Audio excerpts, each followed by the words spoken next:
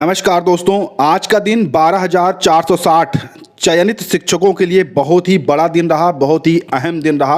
आज के इस वीडियो को आप देखेंगे तो आपको बहुत ज़्यादा अंदर से खुशी महसूस होगी। जैसा कि पिछले वीडियो के मैंने माध्यम से आपको जानकारी दे रखी थी कि लंच से पहले लगभग 6 मिनट सुनवाई हुई थी, जहां पर पटवारिया सर ने पूरी तरह से ताकत झोंक दी थी अपनी कि अगली डेट मिल जाए लगभग छुट्टियों के बाद की। लेकिन एएसजी मैम की कोशिश की वजह से डेट नहीं मिल पाई और जज साहब ने जो लंच के बाद सुनवाई लगातार लगा दी।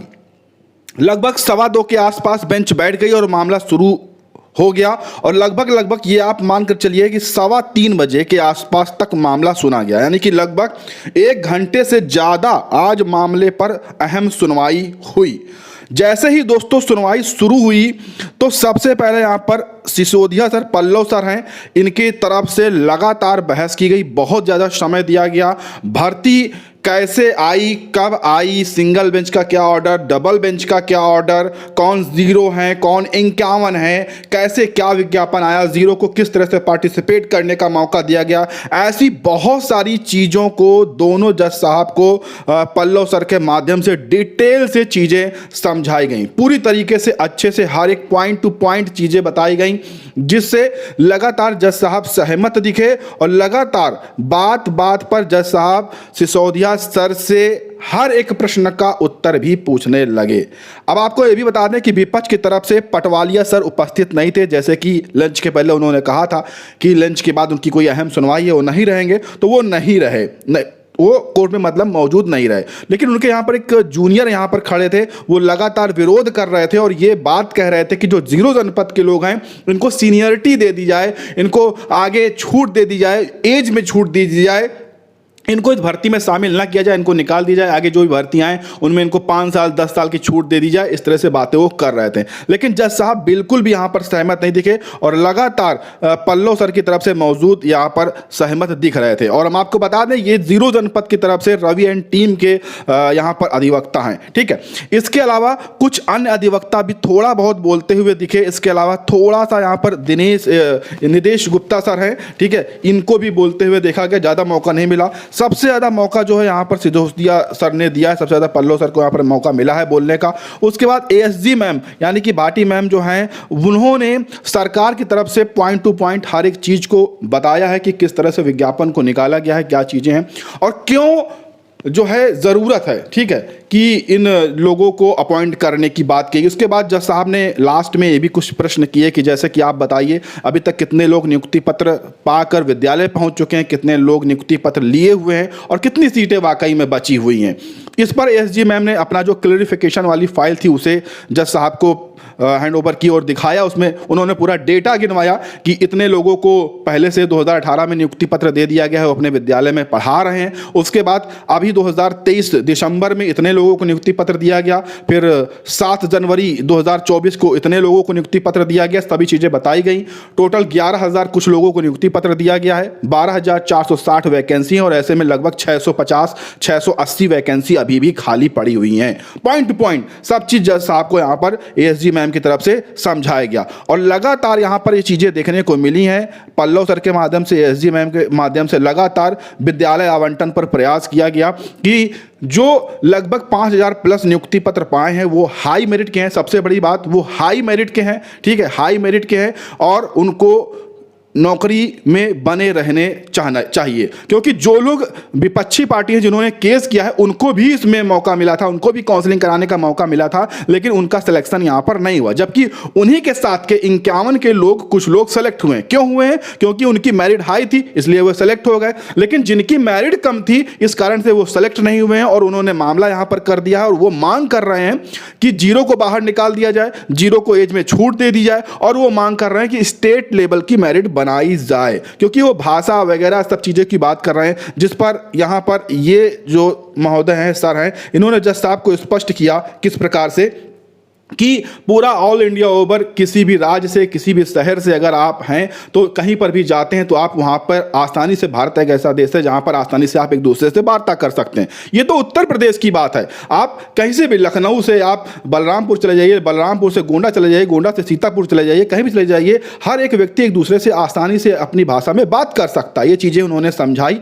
तो ये चीज़ें बिल्कुल भी नहीं है कि भाषा को लेकर जो हाई मेरिट का स्टूडेंट है उसको नौकरी पर न रखा जाए, उसको निकाल दिया जाए, ये कहीं ना कहीं सही नहीं है। इस चीज़ को यहाँ पर समझाया गया। अन्य बहुत सारी चीज़ें जज साहब के माध्यम से समझी गई। जज साहब पूरी तरह से यहाँ पर कॉन्फिडेंस दिखे। मैंने पूरी सुनवाई को सुना है और डिटेल से वो चीज़ें मैं बता रहा हूँ, बहुत ही सहमत दिखे हैं। ये आप मानकर चलिए कि 90% यहाँ पर चांस बन चुका है कि स्कूल आवंटन हो जाएगा। आवंटन का आदेश आज भी देखने को मिल जाता, लेकिन आपको पता है कि लंच से पहले पटवालिया सर से, ठीक है, क्योंकि एक मोस्ट सीनियर अधिवक्ता है, मैंने कहा कि मोस्ट सीनियर अधिवक्ता की बात ही अलग होती है, तो मोस्ट सीनियर अधिवक्ता थे और उनको जज साहब ने जाते जाते ये कहा भी था कि हम इस पर आज कोई ऑर्डर फिलहाल नहीं जारी करेंगे, आपकी बात सुनने के बाद ही ऑर्डर जारी करेंगे। कहीं ना कहीं यही कारण रहा कि आज विद्यालय आवंटन का आदेश नहीं हो पाया। लेकिन अच्छी बात यह रही कि जज साहब पूरी तरह से स्टेट को लेकर, यहां पर भाटी मैम को लेकर पूरी तरह से सहमत दिखे और इनके पक्ष में रहे। इन्होंने साफ तौर पर आदेश दिया है आज सरकार के जो आला अधिकारी हैं उनसे बात करने के लिए एसजी मैम को कहा है कि उनसे आप बात करिए और उनसे बात करके कंफर्म ये पता करिए कुल टोटल कितनी वैकेंसी थी, कितने लोगों को आपने कब नियुक्ति पत्र दिया 2018 में, ठीक है, एकदम कंफर्म करेक्ट डेटा बताइए। और अभी आपने इनको कितना नियुक्ति पत्र दिया गया है, दिसंबर में, जनवरी में कितना दिया गया है, ठीक है, उसके बाद कितनी वैकेंसी बची हैं और कितने लोग अभी इसमें जो प्रपोजल, आपको याद होगा ना, मैंने कहा था कि सरकार जो प्रपोजल ले रही है अचयनितों का, वो कहीं ना कहीं बहुत बड़ा तथ्य साबित होगा। सरकार का कुछ ना कुछ उसमें खेल है। तो उसी पर यहां पर प्रपोजल की बात की गई, कितने लोग अचयनित हैं, ठीक है, जो नौकरी नहीं पाए, उसका आप डेटा जरा सा पेश करिए। तो वही यहां पर प्रपोजल लिया गया था, मतलब कितने लोगों को दिक्कत है, कितने लोग चाह रहे हैं कि हमको इसमें नौकरी मिल जाए। तो उसमें लगभग जितने भी अचयनित थे सबने अपना प्रपोजल सबमिट किया था कि भाई हमारा ये दिक्कत है, हमको ये समस्या है, वो समस्या है, ये सभी चीजें। तो वहां से एक डेटा सरकार को मिल चुका है कि कितने लोग अचयनित है, कितने लोग चाह रहे हैं कि हमको यहां पर नौकरी मिले। तो वो प्रपोजल का डेटा भी यहां पर मांगा गया है, ये आप समझ लीजिए। समझ रहे हैं?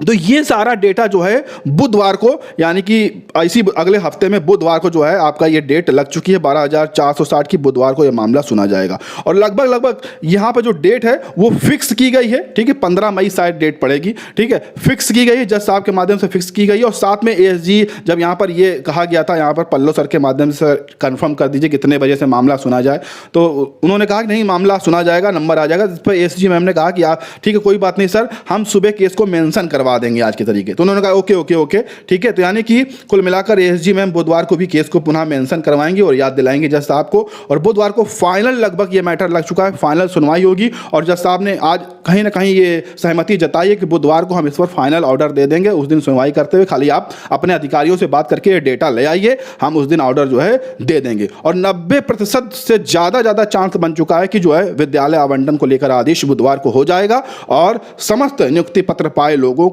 जो है विद्यालय आवंटित कर दिया जाएगा। मैंने पहले भी कहा कि ज़्यादा केस टिकेगा नहीं। ये जो एक तरफा फैसला है, डबल बेंच का आदेश बहुत ही कम स्थिति में बदला है, बस मामला खिंचने ना पाए, बस स्थिति ये है। और इतना मामला जो आज सुना गया और उतना जो प्लस पॉइंट रहा, वो कहीं ना कहीं आज पटवालिया सर नहीं थे इसलिए प्लस पॉइंट रहा है। अब बुधवार को पटवालिया सर रहेंगे तो देखिए क्या चीज़ें होती हैं, क्योंकि उस दिन वो भारी विरोध करेंगे, तरह तरह के आर्गूमेंट्स पेश करेंगे, तरह तरह के गलत दलीलें देंगे, ठीक है, क्योंकि अपनी पार्टी को, हर अधिवक्ता को बचाना होता है। तो चाहे वो गलत पार्टी हो तो गलत तरीके से अपने को साबित करने का प्रयास किया जाएगा, तो वो चीज़ें की जाएंगी। अब उनको ये सभी अधिवक्ता उस दिन किस तरह से हैंडल करते हैं, अगर ये सभी लोग हैंडल करने में कामयाब होते हैं तो आप 100% मान लीजिएगा कि 15 मई को विद्यालय आवंटन का आदेश आ जाएगा। 100% आप मान लीजिएगा विद्यालय आवंटन का आदेश आ जाएगा, कोई भी इसमें दो राय नहीं रहने वाली। बस अधिवक्ता ये जितने भी हैं, एक ताकत अगर ये झोंक देते हैं और पटवालिया सर का विरोध करने में कामयाब हो जाते हैं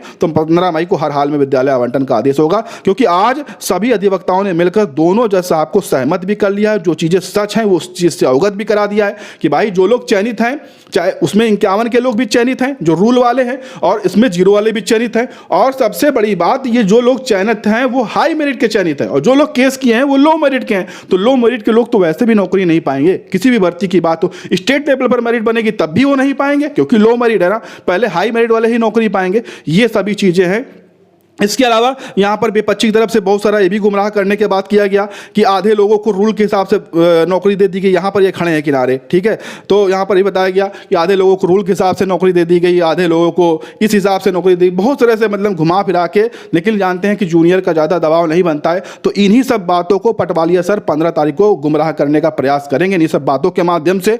बस अब अगर सभी अधिवक्ता सुरक्षित कर ले जाते हैं 15 तारीख को, तो समझ लीजिए विद्यालय आवंटन का आदेश कन्फर्म है। बाकी देर शाम को अभी ऑर्डर आने दीजिए, उस पर भी हम डिटेल से बताएंगे, और अगली जो डेट रहेगी उस पर क्या चीज़ें कितने नंबर पर लगा वो भी चीज़ें बताएंगे। हर चीज़ स्पष्ट करते रहेंगे। चैनल के साथ जुड़े रहिए, चैनल को सब्सक्राइब करिए। धन्यवाद।